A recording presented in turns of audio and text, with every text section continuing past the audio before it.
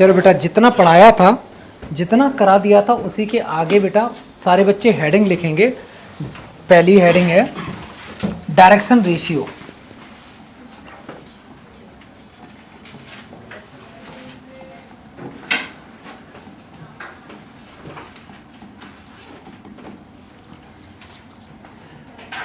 Direction ratios को बेटा हम लोग डिनोट करते हैं, डीआरस बोलते हैं, ठीक है, डीआरस बोलते हैं इनको। बहुत आसान होता है, बहुत ज़्यादा ही आसान है। जैसे मान ले बच्चा, मैं एक कोई पॉइंट बोलूँ, कोई एक पॉइंट ले लिया, सपोज मैंने कोई एक पॉइंट लिया जिसके कोऑर्डिनेट्स हैं 1, 2, 3, और मैं बोलता हूँ कि जो पॉइंट है, इस पॉइंट से इसका पोजीशन वेक्टर बनाओ। कैसे बनाओगे बेटा? ये इससे वेक्टर बनाना बेटा बड़ा आसान है। सपोज मैं इसको ए वेक्टर बोलता हूँ, तो तुम क्या करोगे, इसको लिखोगे 1 इंटू आयोटा प्लस 2 इंटू जे लिखोगे, और 3 इंटू के कैप, आई कैप प्लस 2 जे कैप प्लस 3 के कैप। सीधी सीधी बात है, जो भी पॉइंट होता है उसके आगे आई जे के लिख दोगे, बन गया, ठीक है। अगर मान ले बेटा यहाँ -2 होता तो यहाँ माइनस आ जाता, क्या फर्क पड़ता। तो सीधी सीधी बात तुमने ये सीखी कि अगर एक पॉइंट गिवन है तो पॉइंट से बेटा पोजीशन वेक्टर बनाना बड़ा आसान, और अगर पोजीशन वेक्टर गिवन है तो उससे पॉइंट बनाना बड़ा आसान। जो भी आई जे के कोफिशिएंट होंगे उससे डायरेक्ट बन जाएगा। अच्छा, तो फिर यार ये कहानी जो आ गई डायरेक्शन रेशियो की, डायरेक्शन रेशियो क्या होंगे। तो अगर मान ले बेटा तुम्हारे पास में डायरेक्शन रेशियो को हम लोग डिनोट करते हैं, डायरेक्शन रेशियोज को हम लोग जो डिनोट करेंगे वो डिनोट करेंगे बेटा ABC से डिनोट करेंगे, ठीक है, या फिर हम लोग ऐसे डिनोट करेंगे A1 B1 C1।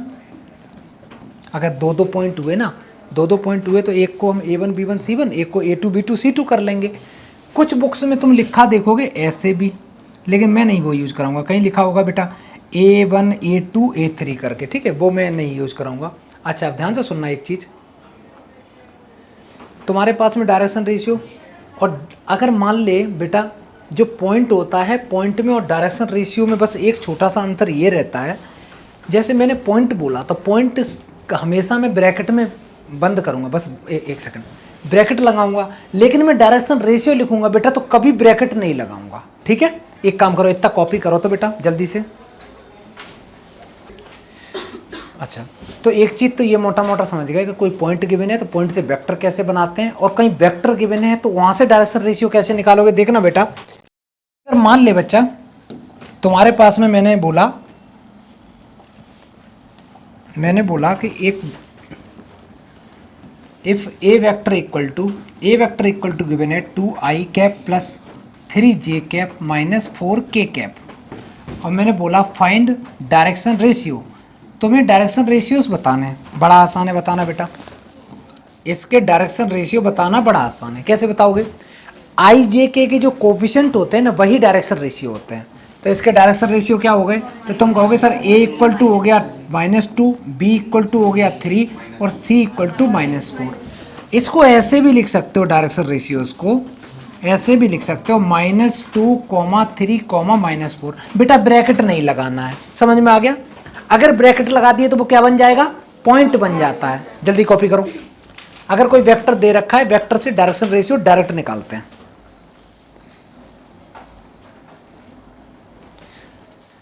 स्पीड में लिखो बेटा। अच्छा, अब ये तो चीज तब हो गई जब एक वेक्टर गिवन है, डायरेक्ट निकाल लिया। अब लिखो बेटा, अगर मेरे पास 2 पॉइंट गिवन है, 2 पॉइंट फॉर्म।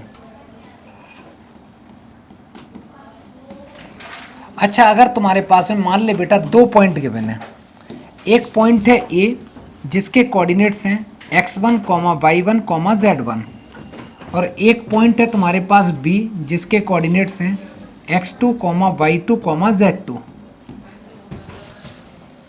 और मैंने बोला कि यहाँ से A से लेके B तक ये बेटा 2 पॉइंट है, ठीक है। अब यहाँ से 2-3 चीज़ें निकालना सीखते हैं।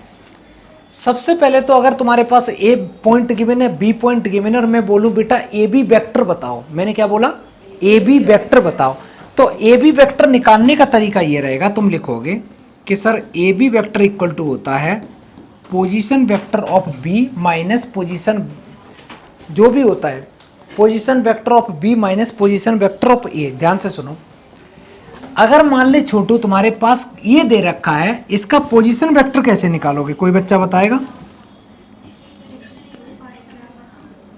इसका पोजीशन वेक्टर ऐसे निकालोगे बेटा, मान लो ये बी है ना, तुम लिखोगे B vector equal to X two I cap Y two J cap Z2 K cap. ये पोजीशन वेक्टर बन गया, पॉइंट से वेक्टर बन गया। ऐसे ही बेटा पोजीशन वेक्टर इसका निकाल दो, पोजीशन वेक्टर इसका निकालेंगे तो ये बन जाएगा A vector equal to x1 I cap y1 J cap z1 K cap. तुम्हारे पास में बेटा दो पॉइंट गिवन थे, वहां से आराम से तुम उनके पोजीशन वेक्टर निकाल सकते हो। अच्छा, अब मैंने जैसे तुम्हें बोला कि बेटा एक काम करो, ए बी वेक्टर बताओ, तो ए बी वेक्टर निकालते समय फॉर्मूला होता है position vector of B minus position vector of A. और अगर मैं बोलूँ बी ए वेक्टर निकालो तो position vector of A minus B, उल्टा करते हैं, ठीक है। तो मैं लिखूंगा position vector of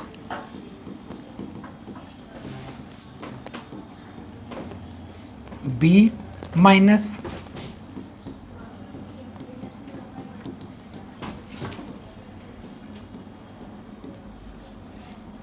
position vector of B minus position vector of ए।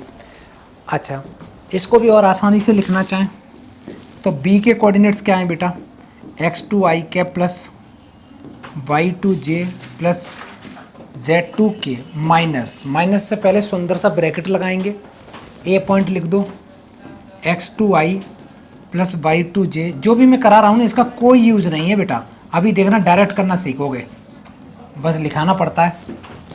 इसको सॉल्व करोगे तो आई वाले में से आई को माइनस करोगे, जे में से जे को, के में से के को, ठीक है। तो आई वाले में से आई को माइनस करोगे तो कितना बचेगा बेटा, आई कॉमन ले लो तो ये बनेगा x2 माइनस x1 इंटू आई कैप, ठीक है। नेक्स्ट तनक बता दो बेटा, तनक तुम एब्सेंट क्यों थी बेटा इतने दिन से?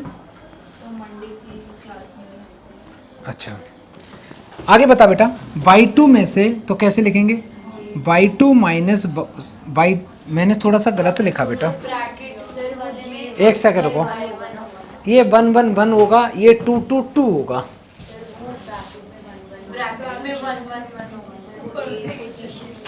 यहाँ 1 1 1 होगा बेटा, ये सारा 1 1 1 हो जाएगा, ये जो भी पॉइंट है वो 1 1 1 हो जाएंगे। तो ये y2 माइनस y1 इंटू जे कैप हो जाएगा, ऐसे बेटा z2 माइनस z1 इंटू के कैप हो जाएगा। अब मेरा फिर से सवाल सुनो बेटा, ये तुम्हारे पास में वेक्टर निकल के आया है। अब यहाँ से अगर मैं बोलूँ डायरेक्शन रेशियो क्या होंगे तो तुम क्या बोलोगे, सर आई का कोएफिशिएंट, जे का कोएफिशिएंट, के का कोएफिशिएंट डायरेक्शन रेशियो हो गए। अब यहाँ से देखो बेटा, ये तुम्हारे पास में एक वेक्टर बन गया, इस वेक्टर से डायरेक्शन रेशियो बता सकते हो, बताओ बेटा डायरेक्शन रेशियो क्या होंगे। तो इसके जो डायरेक्शन रेशियो हो जाएंगे वो तुम्हारे हो जाएंगे, ये ए हो गया, ये बी हो गया, ये तुम्हारा सी हो गया।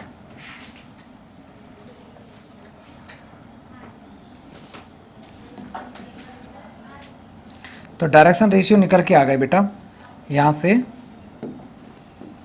ए equal to x2 minus x1, B equal to y2 minus y1 और सी equal to z2 minus z1, ठीक है।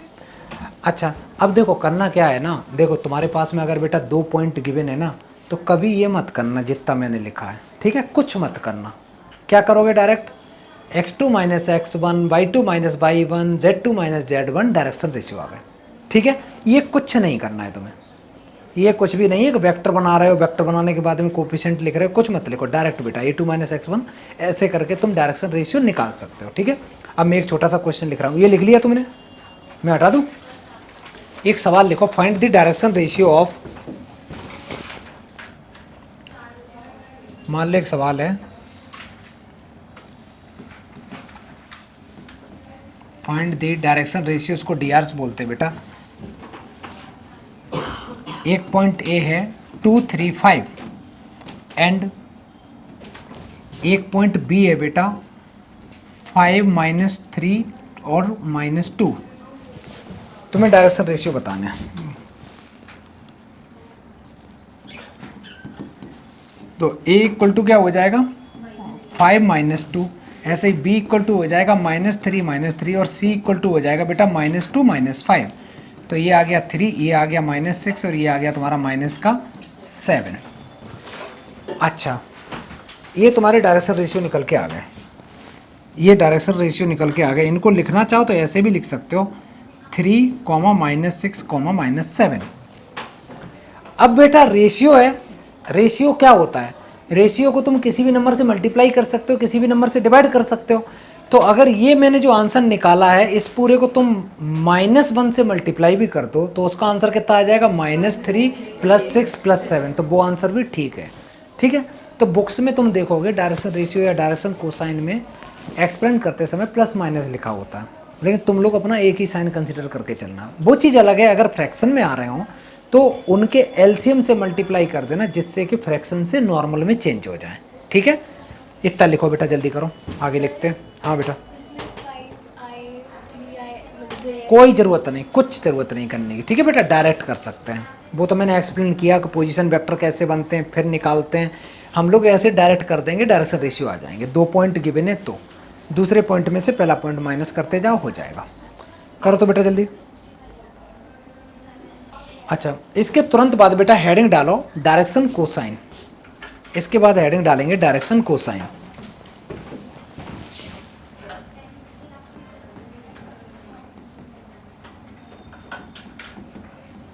सर आप बता रहे थे इसमें हम साइंस को कंसीडर नहीं करेंगे, मतलब जो आप प्लस माइनस कह रहे हो? नहीं, बिल्कुल नहीं करेंगे। ठीक है, मतलब कंसीडर करने का मतलब है जो आ गए वही छोड़ देंगे। अगर पूरे, या तो पूरे में मल्टीप्लाई करो किसी और का। ठीक है, अच्छा, अब डायरेक्शन कोसाइन को बेटा हम लोग डीसी बोलते हैं, डीसी डायरेक्शन कोसाइन। अब यहाँ से मैं थोड़ा सा एक्सप्लेन करता हूँ कहानी होती कैसे। अभी तक तो मैंने ऐसे ही पढ़ा दिया। अगर मान ले बच्चा तुम्हारे पास में ये है, तुम्हारे पास एक्स एक्सिस, देखते रहो एक सेकंड के लिए, ये है एक्स एक्सिस। अब देखना बेटा, एक तुमने बनाया एक्स एक्सिस, एक बनाया बच्चा तुमने वाई एक्सिस। एक्स एक्सिस और वाई एक्सिस में एंगल कितने का होता है, 90 डिग्री होता है। अब जेड एक्सिस बनाऊंगा तो जेड एक्सिस बनाने के पास तुम्हारे पास दो ऑप्शन है, या तो बेटा जब एक्स एक्सिस इधर बना दिया, वाई एक्सिस इधर ले लिया, तो जेड एक्सिस इधर तो बाहर आ रहा होगा, तभी तो तीनों परपेंडिकुलर होंगे, या ये अंदर जा रहा होगा। ठीक है, तो अब हम लोगों के पास में तो ये ऐसा है, बोर्ड है, तो इस पर तो हम 3D डायग्राम बना ही नहीं सकते। तो मैं क्या करने वाला हूँ छोटू, ऐसे करके डिनोट कर दे रहा हूँ कि ये इधर को जा रहा है। ठीक है, ये एक्चुअली इधर नहीं जा रहा, ये या तो बाहर आ रहा है या फिर अंदर जा रहा है, मैं कहीं दूर खड़े होकर देख रहा हूँ। अच्छा, अब इसी को मैं ऐसे लिखूंगा, ये हो गया तुम्हारा एक्स एक्सिस, ये हो गया बेटा तुम्हारा वाई एक्सिस, और ये हो गया तुम्हारा जेड एक्सिस। जो एक्स एक्सिस वाली लाइन है, एक्स एक्सिस का जो कोऑर्डिनेट होता है उसको हम लोग आई से डिनोट करते हैं, आई, और वाई एक्सिस वाले को जे से, और जेड एक्सिस वाले को बेटा के से, के कैप, क्योंकि वेक्टर पढ़ रहे हैं ना, तो वेक्टर में जब तक आई जे के नहीं लिखा तो वेक्टर नहीं मानेंगे उसको। ठीक है, ये हो गया। मान लेते हैं बेटा एक पी पॉइंट है, कोई पी पॉइंट है, और जिसके कोऑर्डिनेट्स हैं X, Y, Z, X, Y, Z. इस ऑरिजिन पॉइंट से, इस बेटा ऑरिजिन पॉइंट से मैं पी पॉइंट को ऑब्जर्व कर रहा हूं with respect to X, Y, Z. कैसे, मान ले छोटू, ये तुम्हारी हो गई एक्स एक्सिस, ये हो गई वाई एक्सिस, ये हो गई तुम्हारी जेड एक्सिस। मैंने बीच में पॉइंट कोई पी ले लिया, मैं देखूंगा अच्छा एक्स एक्सिस से क्या एंगल बना रही है, वाई एक्सिस के साथ क्या एंगल, जेड एक्सिस के साथ क्या एंगल है। ठीक है, तो ये जो एंगल बनते हैं कैसे, एक्स एक्सिस से मैंने देखा कि ये एंगल कितना बन रहा, मान लेते हैं बेटा ये एंगल बन रहा है अल्फा। ऐसे ही वाई एक्सिस से मैंने चेक किया कि ये जो पी पॉइंट है, जो इसका एंगल कितना है, मान लेते बेटा ये बन रहा है बीटा, और जेड एक्सिस के साथ में ये पूरा एंगल बन रहा है बेटा गामा, ये मामा नहीं है गामा है। ठीक है, ऐसे मूछे टाइप की बन जाती है। इन जो एंगल हुए एक्स एक्सिस, वाई एक्सिस और जेड एक्सिस का, इन एंगल का हम कॉस लेते हैं। क्या लेते हैं, कॉस, कॉस लेते हैं, उसी को बेटा हम डायरेक्शन कोसाइन बोलते हैं। और डायरेक्शन कोसाइन को डिनोट करते हैं L comma M comma N से, और डायरेक्शन रेशियो को किससे डिनोट करते हैं? A B C, A comma B comma C से। तो बेटा इसका फॉर्मूला बनेगा L equal to cos theta, sorry cos alpha L, और एम इक्वल टू बन जाएगा बेटा कॉस बीटा, और एन इक्वल टू बन जाएगा कॉस गामा। अभी लिखो, मन थोड़ा एक सेकंड और सुन लो। ये जो एल एम एन निकल के आए ये तुम्हारे डायरेक्शन कोसाइन निकल के आ गए, ठीक है। इसके बाद में एक इसमें एक प्रूफ है कि इन तीनों को अगर बेटा मैं स्क्वायरिंग करके ऐड कर दूं, स्क्वायरिंग करके ऐड कर दूं तो इनका आंसर 1 आता है। कैसे? अगर मैं लिख दूं L square plus M square plus N square तो इनका आंसर हमेशा बच्चा 1 निकल के आएगा। और इसको आसान तरीके से लिखें तो एल की जगह मैं लिख सकता हूं cos square alpha plus cos square beta plus cos square gamma equal to 1 निकल के आता है। ठीक है बेटा, ये फॉर्मूला तुम लोगों को बहुत अच्छे से याद रहना चाहिए। अब मोटा मोटा क्या सीखे, डायरेक्शन कोसाइन को किससे डिनोट करते हैं बेटा? एल एम एन से। अच्छा, डायरेक्शन कोसाइन निकालने के लिए तुम्हें क्या बेसिक नीड है? अल्फा बीटा गामा चाहिए ही चाहिए। अल्फा बीटा गामा होंगे, हम एल एम एन आराम से निकाल लेंगे कॉस लगा के उनका। ठीक है, अल्फा बीटा गामा कोसाइन नहीं होते हैं, उनका जब कॉस लेते हैं तब डायरेक्शन कोसाइन निकलते हैं। अगर उन तीनों का स्क्वायर करके ऐड करके 1 कर दूं तो आंसर आ जाता है बेटा इक्वल टू 1 आ जाता है, सीधी बात ये है। क्वेश्चन मेरा ये है, मान ले बच्चा तुम्हें अल्फा पता, बीटा पता, गामा नहीं पता, तुमसे मैं पूछ लूं कि एक पॉइंट पी है जो एक्स एक्सिस के साथ में 30 डिग्री एंगल बना रहा है, वाई एक्सिस के साथ में 45 बना रहा है, तो बताओ जेड एक्सिस के साथ कितना एंगल बना रहा है? बेटा इक्वल टू 1 करोगे अपने आप आंसर आ जाएगा, इसे इक्वेशन में पुट कर दोगे। ठीक है, एक काम करो, पूरा कॉपी करो तो अच्छे से, सुंदर सुंदर राइटिंग में। जैसे अब इतना लिखा बेटा, इसके आगे लिखो। अब इसके आगे ये है कहानी, एक बेटा बड़ा अच्छा सा रिलेशन होता है डायरेक्शन कोसाइन और डायरेक्शन रेशियो के बीच में। तो मैं लिखो बेटा, रिलेशनशिप बिटवीन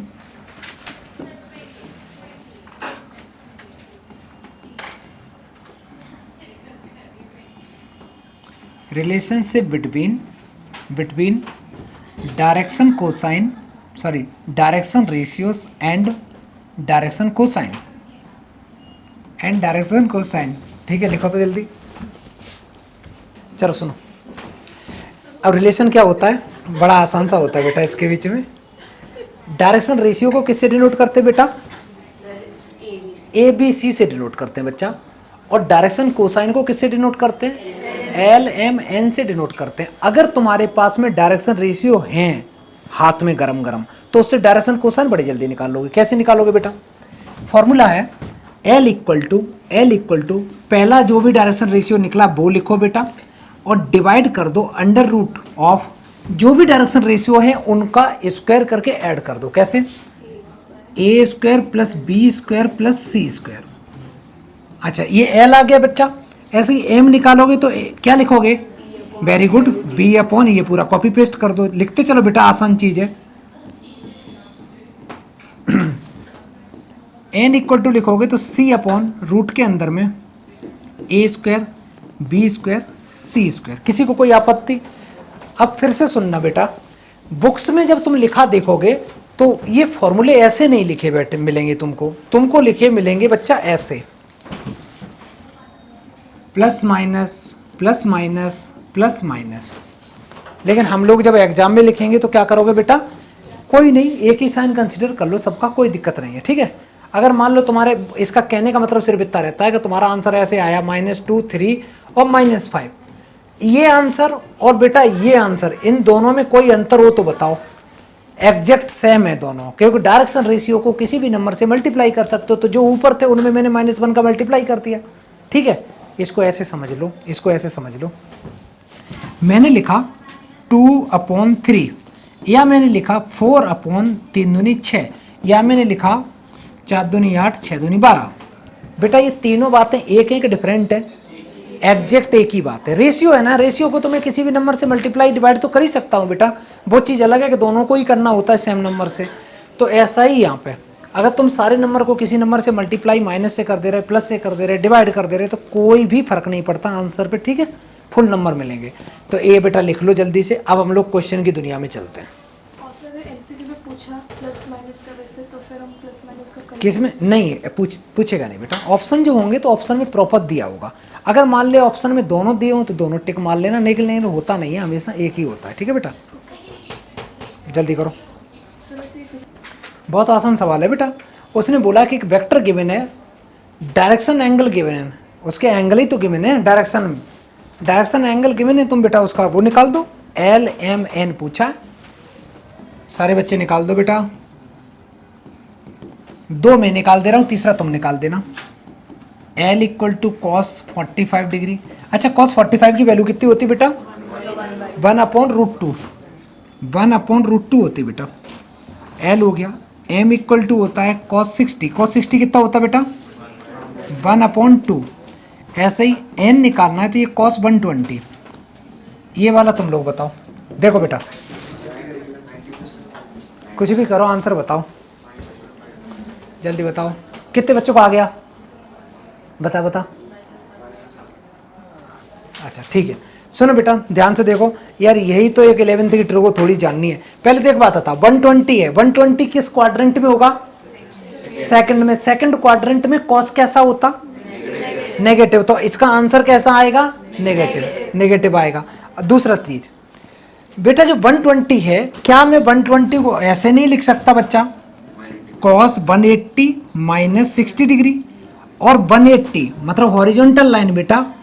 180 में कुछ भी मतलब ऐड या सब्ट्रैक्ट करो वो तो अलग बात है। 180 लिखा है तो कॉस का कॉस रहता है, कॉस का कॉस रहता है। और 180 में तुम कुछ माइनस कर रहे हो तो किस क्वाड्रेंट में जा रहे हो? सेकंड। और सेकंड में बेटा कॉस कैसा होता? नेगेटिव। तो आंसर इसका -1/2 आया। ये एलएमएन आ गए। अब एक सवाल है मेरा, ध्यान से सुनो बेटा। L² + M² + N² करना मन में, ये इसका स्क्वायर किया 1/2, इसका किया 1/4, इसका किया 1/4, मतलब ये आया 1/2 + 1/4 + 1/4। एलसीएम आ गया 4, तो ये आ गया 2 + 1 + 1 दैट इज 4/4। आंसर कितना? इसका मतलब तुम्हारी कैलकुलेशन बिल्कुल सही है, ठीक है। करो बेटा जल्दी। डायरेक्शन कोसाइन निकालना और निकालने के बाद उनको वेरीफाई करना भी बड़ा आसान होता है। L² + M² + N² = 1। मोटा मोटा अगर मैं बात करूं इस चैप्टर में अभी तक कितने फॉर्मूले पढ़े बेटा, तो तुम लोगों ने सिर्फ एक ये पढ़ा कि यूनिट वेक्टर क्या होता है, यूनिट वेक्टर कैसे निकालते हैं, ए वेक्टर डिवाइडेड बाई उसका मैग्नीट्यूड। और मैग्नीट्यूड कैसे निकालते हैं? अंडर रूट में A² B² C²। ABC क्या है? I J K के कोफिशिएंट, ठीक है। अच्छा, इसके अलावा कुछ पढ़ा?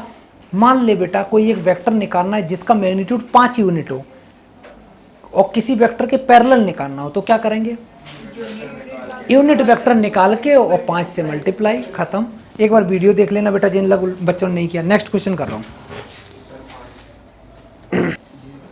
सवाल देखो क्या कहता है। पहले तो कहता है कि इसके डायरेक्शन रेशियो बताओ। बेटा डायरेक्शन रेशियो सिमर बताएगी बेटा। ये दे रखा बेटा, डायरेक्शन रेशियो बताना देख के। बेटा डायरेक्शन रेशियो तो देख के बताने हैं, ठीक है। तो इस लड़की ने बिल्कुल सही बताया। तो डायरेक्शन रेशियो जो निकल के आए हैं, जिसको हम लोग DRs बोलते हैं, ये आ गए। A = मान ले बेटा आ गया 1, B = आ गया 1 और C = आ गया -2। डायरेक्शन रेशियो आ गए। डायरेक्शन रेशियो जब आ जाएं उससे डायरेक्शन कोसाइन निकालना बड़ा आसान। क्या बेटा? A/√ के अंदर में A² B² + C²। बेटा A की वैल्यू कितनी है? 1/√1 में 1 + 1 + 4 दैट इज 1/√6। L आ गया तो M आ गया 1/√6। ऐसे बेटा N आ गया -2/√6। ये सारे आंसर हो गए, ठीक है। ये तुम्हारे डायरेक्शन कोसाइन निकल के आ गए। डायरेक्शन रेशियो से डायरेक्शन कोसाइन निकालना बड़ा आसान। जल्दी करो, आगे बढ़े। देखो बेटा क्वेश्चन क्या कहता है। ये कहता है if a unit vector A vector makes an angle π/3 with I, π/4 with J, और एक्यूट एंगल थीटा बना रहा है के साथ में। थीटा की वैल्यू पूछी, कौन सा फॉर्मूला लगाओगे बेटा?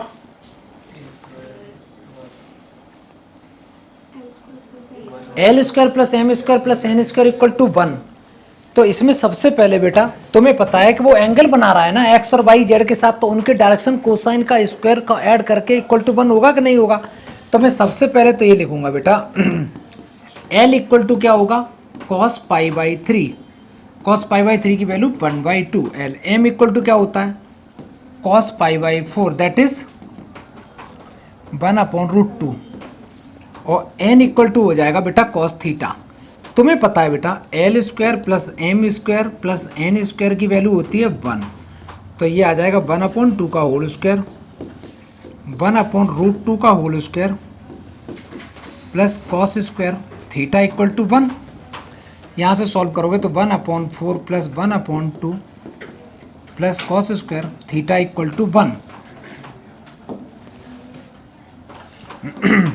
कॉस स्क्वायर थीटा की वैल्यू निकालेंगे कितनी आ जाएगी, ये आ जाएगा 1 माइनस, इनको थोड़ा सॉल्व कर लें बेटा कितना आ जाएगा एलसीएम लेके 3/4 आ जाएगा ना 3/4, फिर एलसीएम ले लो बेटा तो 4 माइनस 3/4 दैट इज 1/4 आ गया। ये कॉस स्क्वायर थीटा। अब एक सवाल है बेटा तो कॉस थीटा क्या आएगा, तो तुम कहोगे प्लस माइनस 1/2, ठीक है।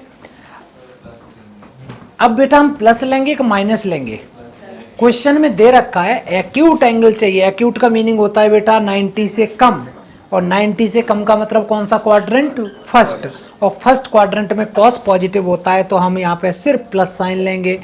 अब मेरा एक सवाल है बेटा कॉस थीटा की वैल्यू 1/2 है तो थीटा कितना होगा 60 डिग्री, और 60 को हम लोग π/3 बोलते हैं।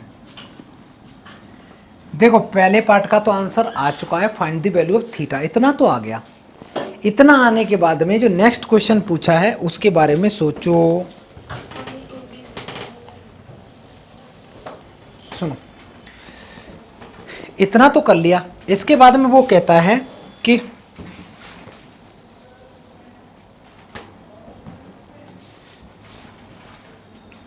जो वेक्टर है ए वेक्टर उसके कंपोनेंट्स बताओ। अगर मान ले बच्चा कहीं ए वेक्टर इक्वल टू दे रखा हो 2i plus 3j minus 4k, और मैं बोलूं कि बताओ इसके वेक्टर कंपोनेंट्स क्या होंगे, तो क्या वेक्टर कंपोनेंट्स होंगे 2i, 3j, माइनस 4k। अलग अलग तोड़ दो, उसको वेक्टर कंपोनेंट्स बोलते हैं। फिर से आ जाओ, तो पहले तो यार ये सवाल है कि मेरे पास में जो ए वेक्टर की बातें कर रहा है वेक्टर तो बनाओ पहले। वेक्टर कैसे बनाते हैं, बड़ा आसान है। ए वेक्टर इक्वल टू हो जाएगा बेटा magnitude of A vector into bracket में L I vector plus M J cap plus N K cap. सुनो, एक्चुअली क्या होता है ना, अगर मेरे पास में बेटा डायरेक्शन रेशियो गिवन है, अगर मेरे पास डायरेक्शन रेशियो गिवन है ए बी सी, तो मैं वेक्टर कैसे बनाऊंगा ए आई प्लस बी जे प्लस सी के। और अगर डायरेक्शन कोसाइन गिवन है तब भी मैं वेक्टर बना सकता हूं, कैसे L I plus M J plus N K. लेकिन एक अंतर होता है, तुमने देखा होगा कि डायरेक्शन कोसाइन और डायरेक्शन रेशियो में रिलेशन जब निकालते हो तो डायरेक्शन रेशियो को डायरेक्शन कोसाइन को डिवाइड किससे करते हो, उसके मैग्नीट्यूड से, वेक्टर के मैग्नीट्यूड से। तो यहाँ पे हम लोग क्या करते हैं, वो डिवाइड करते हैं, क्योंकि मैं एलएमएन यूज कर रहा हूँ इसलिए यहाँ पे बेटा मैग्नीट्यूड ऑफ ए वेक्टर से मल्टीप्लाई करना होता है। ठीक है, याद रख लो, अच्छी बात है, समझ में आ गया हो तो भी अच्छी बात है। तो बेटा वेक्टर निकालने का ये तरीका क्या होगा। अब मेरे को बता बेटा मैग्नीट्यूड ऑफ ए वेक्टर क्या है, देख 1, कैसे पता चला, क्वेश्चन में साफ साफ दे रखा है यूनिट वेक्टर है बेटा, यूनिट वेक्टर है, इसका मतलब मैग्नीट्यूड ऑफ ए है वो 1 है, तो यहाँ पे 1 हो गया। इसके बाद एल तुमने निकाला था, एल कितना आया था 1/2, तो ये आ गया 1/2 आई कैप, और एम की वैल्यू आई थी 1/√2 जे कैप, और एन की वैल्यू आई थी बेटा, एन कितना है, एन निकालोगे कॉस थीटा ये है ना बेटा, यहाँ पे पुट करोगे तो कितना आ जाएगा कॉस π/3, ये आ जाएगा तुम्हारा 1/2, तो ये आ गया तुम्हारा 1/2 के कैप।